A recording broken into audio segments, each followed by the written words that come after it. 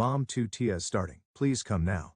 But she sighed. We're having a luxury dinner as a family. Not now. Today is your sister's engagement celebration. Just then, I heard my sister's voice. Mom, hurry up and toast, she can wait, right? I gripped my phone silently and called a taxi. Days later when my mom came to the hospital, all she found was my letter. Catherine, you should head home for today, the professor said with concern in her voice. Catherine carefully set down her pipette and placed a hand on her swollen belly. Thank you, but this experiment will be done in 30 minutes. That's exactly why you shouldn't push yourself. Your health and the baby's come first. Catherine smiled apologetically. As a researcher at a pharmaceutical company, she had always been dedicated to her work. Even now, 8 months pregnant, that hadn't changed. Her husband Michael understood her dedication but worried about her kindly. Don't overdo it, he would say while making her fresh smoothies every morning without fail. As a project manager at an IT company, his job required frequent business trips, so he tried to support his wife through thoughtful gestures. As Catherine was finishing her experiment and preparing to leave, her smartphone vibrated. It was a message from her mother, Patricia. Important announcement tonight. Lou Jardin at 7, don't be late.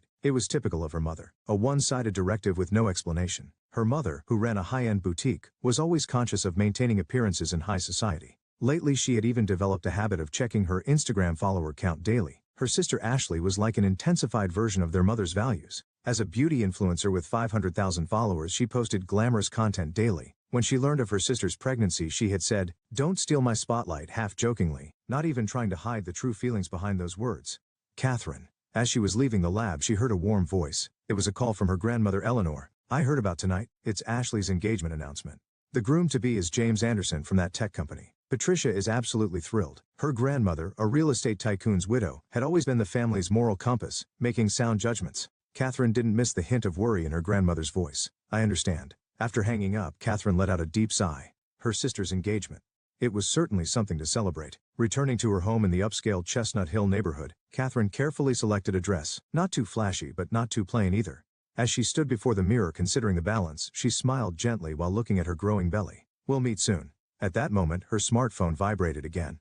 It was her sister's Instagram story. Tonight will be the most amazing moment of my life. The post already had thousands of likes. She could easily imagine her sister proudly showing those numbers to their mother. Shall we go? Whispering to her reflection in the mirror, Catherine took her coat from the closet. The cold, early winter wind gently rattled the windows. Under Mistral's elegant chandeliers, her mother was beaming. Dressed in a Chanel tweed suit, she greeted arriving guests with the air of a society queen. The upscale French restaurant, not yet open to the public, was already filled with an exclusive atmosphere. Dom Perignon and crystal glasses scattered soft light throughout the room. Isn't my sister here yet? Ashley asked their mother somewhat irritably. Dressed in a pure white Alexander McQueen gown, she had already taken several selfies. Her fiancé James watched her contentedly while sipping his champagne. I told her to rest at home considering her condition. At those words, her grandmother quietly furrowed her brow. Her vintage Cartier necklace swayed slightly with the movement. With 2 weeks until her due date, is she really too ill to attend a party? Well, this is Ashley's special day. If something were to happen with Catherine, it would ruin everything. Besides, her dress situation would spoil the photos. Ashley nodded with satisfaction at their mother's words. The Instagram livestream was already set up. Meanwhile, at her home in Chestnut Hill, Catherine was quietly trying to steady her breathing. In the dimly lit evening room, she sank into the sofa, facing the growing discomfort. Outside the window, the trees lining the upscale residential street swayed in the cold wind. She was completely alone in the large house. Even Martha, the housekeeper, was helping at the engagement party on her mother's orders. No one was left to reach for the warm herbal tea sitting in the sink. Around 7 p.m., the first intense pain struck. Cold sweat ran down her back. She sent a brief message to Michael, who was in an important meeting on the West Coast. I think labor has started. Don't worry, I'm heading to the hospital. A hurried reply came. Coming home right now. Booking the next flight. Catherine, I love you. Before she could finish reading the reply, another contraction hit. Sweat beaded on her forehead. Her usual composure was slowly crumbling. Her hands, perfectly steady in the lab, now wouldn't stop shaking. With trembling fingers, she dialed her mother's number. The ringtone seemed unusually long. Her heart raced with each contraction. Catherine, I'm very busy right now. Beyond her mother's voice, she could hear the pop of champagne corks, someone's laughter, clinking glasses, jazz music playing in the background. Mom, contractions come quickly. She struggled to form words between breaths. Pain distorted her vision. She could hear the tremor in her voice. We're having a family dinner at an upscale restaurant right now. At a time like this, today is your sister's engagement celebration. Her mother's exasperated response pierced her heart. The voice completely lacked its usual social warmth. Right after, she heard her sister's voice in the background. Mom, let's make a toast. My sister can wait. Someone on the other end called out, the live stream is starting. Lively music began to play. Laughter overlapped. The sound of champagne, toasting cheers. Catherine quietly gripped her smartphone. Her fingers looked strangely white on the screen. The joints were pronounced. I understand. I'm sorry for interrupting. Her voice came out more composed than she expected. That's right, I'll call a nurse later. You still have 2 weeks, so it's probably just false labor. More importantly, my Instagram followers are skyrocketing. Her mother's voice faded away. In the background, what sounded like James Anderson's father was beginning to give a toast. When the call ended, the room silence rang in her ears like tinnitus. Outside the window, a cold, early winter rain had begun to fall. Raindrops traced down the dark window pane.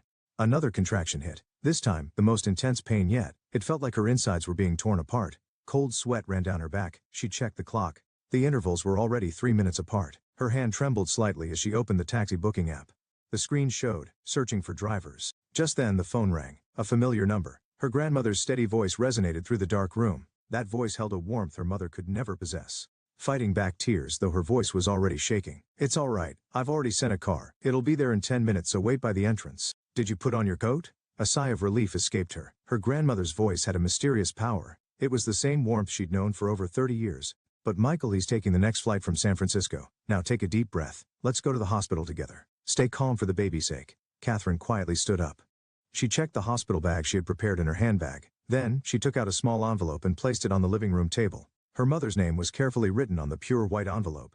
On her way to the entrance, her smartphone vibrated. It was an Instagram notification. Catherine turned off the notifications. Outside, a black Mercedes was already waiting at the entrance. The driver got out and opened a large umbrella. The rain was growing heavier. Quickly to Brigham and Women's, her grandmother's voice mixed with the sound of rain. There was quiet anger in that voice. Another contraction hit in the car. Her grandmother silently held her hand. That hand conveyed more love than words ever could. Streetlights flickered dimly through the rain-spotted windows. As they passed Boston Common, Catherine closed her eyes. Her mother's sigh and sister's laughter still echoed in her ears. The maternity ward at Brigham and Women's Hospital was wrapped in midnight silence. Under the soft lighting of the delivery room, Catherine battled intense contractions. Her grandmother continued to hold her hand throughout. Just a little more, Catherine. Doctor, Sarah Miller announced calmly. The hem of her white coat swayed with her busy footsteps.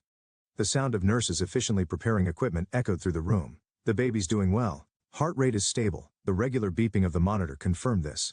A brief respite between contractions. Catherine took a deep breath. Michael? He just boarded the flight from San Francisco. Her grandmother answered while checking her phone screen. Her voice carried unprecedented gentleness. Just then, an Instagram notification scrolled across the screen, posted by her sister Ashley. The photo showed their mother toasting with champagne. The likes had surpassed 10,000. Let's turn this off. Her grandmother quietly took the smartphone and pressed the power button. Just as the screen went dark, another contraction hit. A wave of pain swept through her entire body. Cold sweat beaded on her forehead. Take deep breaths. That's it. Just like that. Dr. Sarah's voice seemed distant.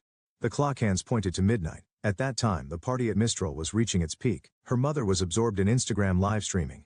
Her posts as a high-end boutique owner always attracted attention.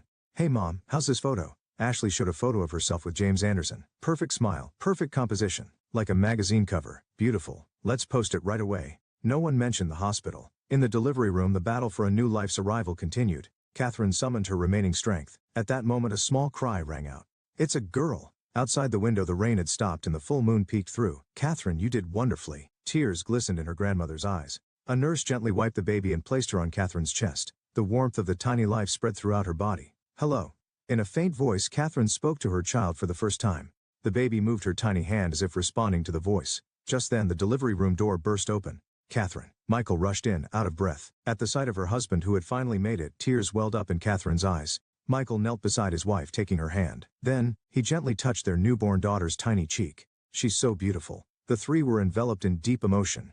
Everyone wished to engrave this moment in their hearts forever. Mrs. Miller. There's a call from your mother, a nurse announced hesitantly. Catherine shook her head slightly. Later. Her grandmother nodded deeply at those words. Right now they just wanted to soak in this miraculous moment. By sunrise there were over 20 unread messages from her mother. Most of them were reports about Instagram like counts. Moved to a hospital room, Catherine took out a small envelope. In the soft dawn light she picked up a pen. It was finally time to write the letter. Dear Mother. The moment she began writing, 30 years of emotions poured out. The days spent constantly in her sister's shadow since childhood. Memories of unrecognized efforts, and tonight's events. After 30 years of doting on my sister while neglecting me, tonight's events have finally set me free. The pen glided smoothly across the paper. I won't teach my baby about your kind of twisted love. Outside the window, Boston was about to greet a new morning. Sunlight began to filter through the trees lining Newberry Street. Goodbye, Catherine. She placed the letter in the envelope and set it on the table. At that moment, the baby made a small sound. Catherine gently lifted her daughter. The beginning of a new life. Her grandmother smiled quietly. Michael placed his hand on his wife's shoulder. Just then, the mobile phone rang again. her mother's name on the screen. However, no one reached for the phone. On the third day, Patricia Wallace was ordering the most luxurious bouquet from a high-end flower shop.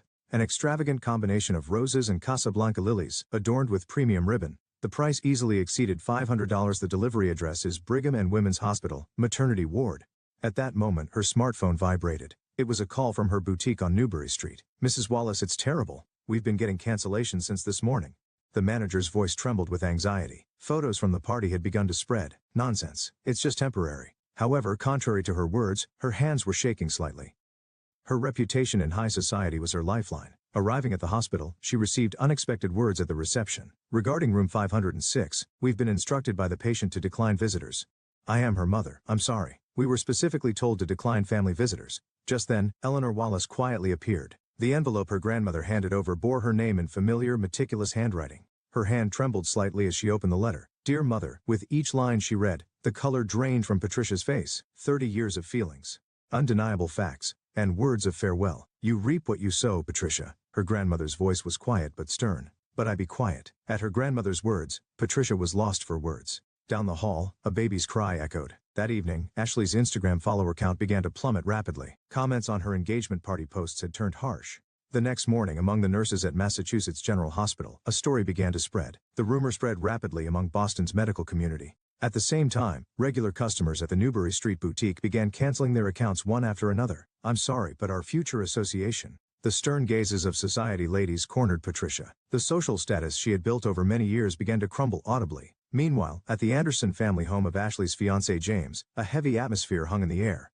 "This affects our family's reputation as well," James's mother spoke quietly to her husband. On the table lay the Boston Globe's gossip column. The headline, "Twisted Motherhood in High Society," gleamed coldly.